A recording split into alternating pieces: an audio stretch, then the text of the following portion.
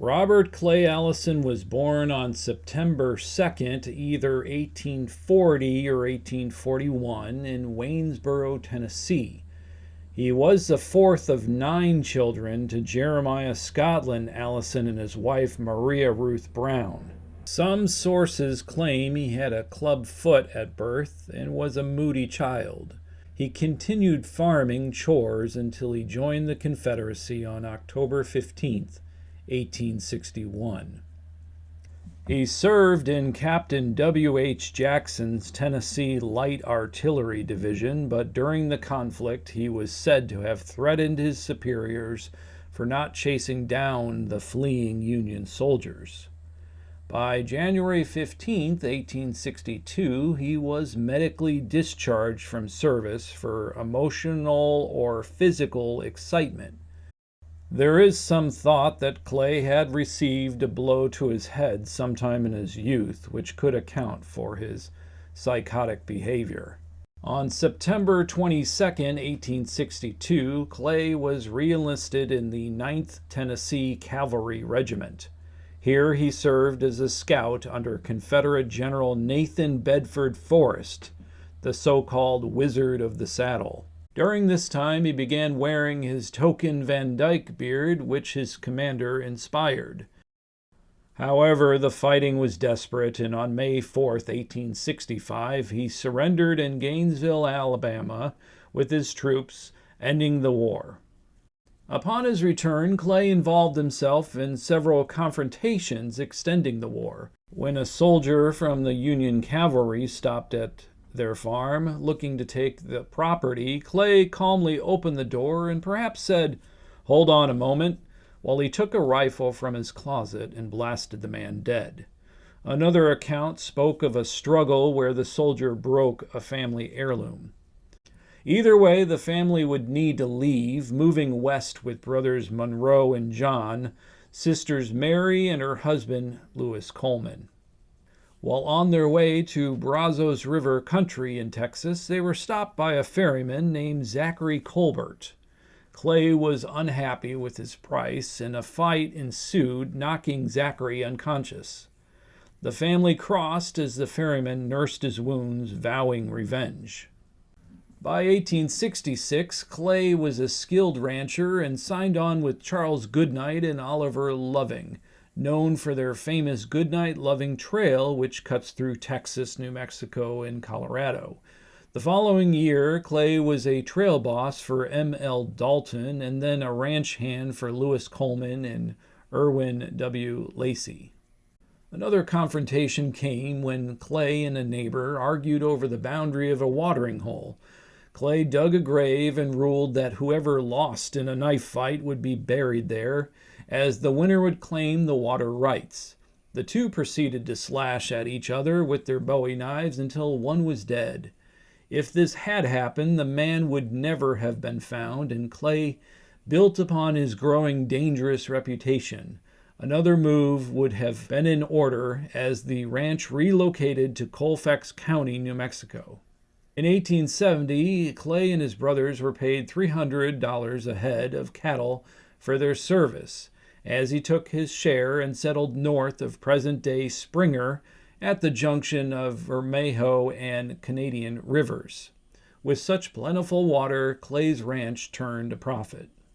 Soon, Clay and his brothers often held court between Cimarron and Elizabethtown, befriending local cowboys and ranchers. The law was absent, and late nights turned to gunplay and heavy drinking, shooting at easy targets, such as lamps, mirrors, glasses, and what they thought were tin horns. The newcomers danced around bullets fired at their feet as Clay and the other cowboys thought it was a funny game. Clay was a commanding 6'2" and carried a vain and self-important air about himself. He always rode a black horse and ensured his spurs would be jingling to impress his surroundings. If someone naively asked what he did for a living, he responded, "I'm a shootist," striking fear into their hearts. In the fall of 1870, Charles Kennedy was brought to the crude Elizabethtown jail on suspicion of killing and robbing guests at his boarding house on Palo Flachado Pass.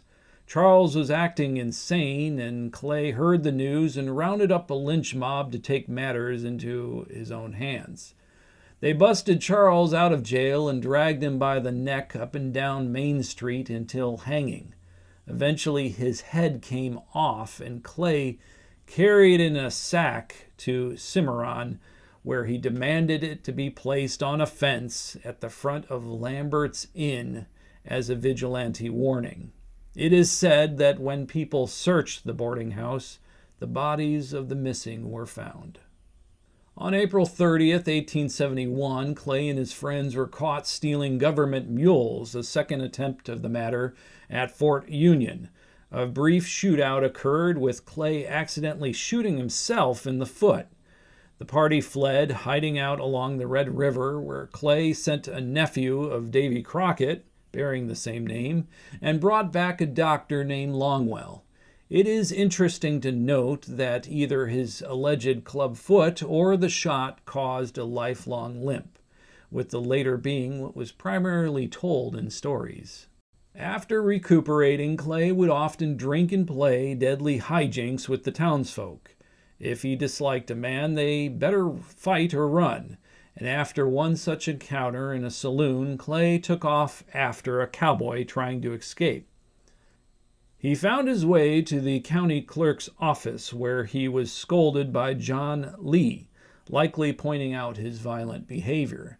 But Clay drew his knife and then stapled Lee's sleeve to the door. Lee ripped himself free and presented his minor injuries to Dr. Longwell, who was having a night of it. Shortly after, Clay did the same trick to a young lawyer named Melvin W. Mills, who became his next patient. The doctor was then visited by Clay, who rightly put him in his place, and Clay laughed, saying he was only after the cowboy's ear, before riding off to search for him. The altercation, though, would lead to Mills holding a grudge. Clay met Dora McCullough, and the two eloped in 1873. She was an orphan during the Civil War and lived with her guardians, Mr. and Mrs. Young, who initially disapproved of their marriage. Eventually, they won the family over, excusing Clay for not actively pursuing fights. Clay met Mace Bowman at the Lambert's Inn, who was chatting away about Wild Bill Hickok's quick draw. Clay said he could be faster, and the two wagered on a gallon of whiskey. The barkeep moved the chairs and tables, and the two stood back to back at the center of the room. They paced until each reaching the wall and turned. Clay was about to pull his gun when he saw the barrel of Mace's pointing at his chest. Clay delivered on the bet, and the two became best friends after drinking, and Mace taught Clay how to improve his speed. On January 7, 1874, in Colfax County, New Mexico, an outlaw named Chunk Colbert asked for Clay, saying he'd mark him as his seventh kill. For you see, he thought he was quicker, but upon finding Clay, he gave no intention of his friendly demeanor, and the two hit it off, partaking in drinks and gambling on racing horses. Clay and Chunk headed over to the Clifton House, where Clay tossed some change for a few rounds of drinks and then invited him to sit for dinner. The dining room quickly cleared out, and the two casually gave a small talk, like boasting of their violent history. Clay was sipping his coffee when the meal came and grew irritated at his guests' chomping. Likely by now, Chunk brought up his uncle Zachary Colbert, who was the ferryman beaten by Clay.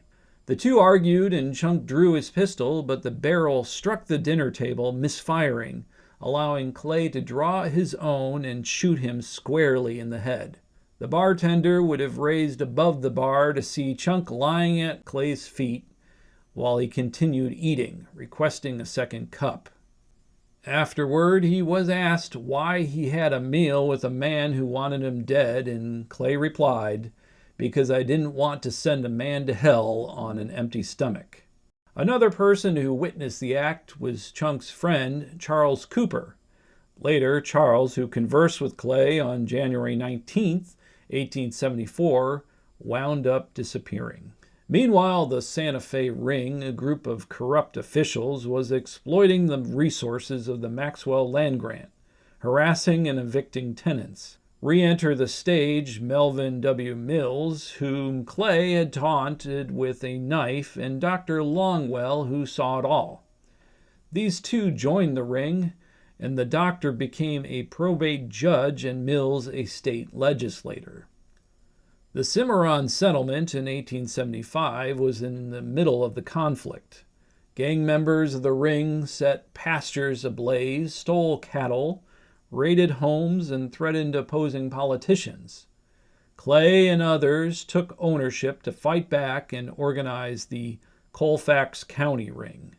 Methodist preacher Franklin J. Tolby, a friend of Clay's, was delivering sermons in town and often brought up the atrocities of the ring to his congregation. Sadly, this message was heard by the opposing ring, and on September 14th, the minister was found dead, shot from behind. Among the guilty party was Cimarron Constable Cruz Vega, but little was to be done.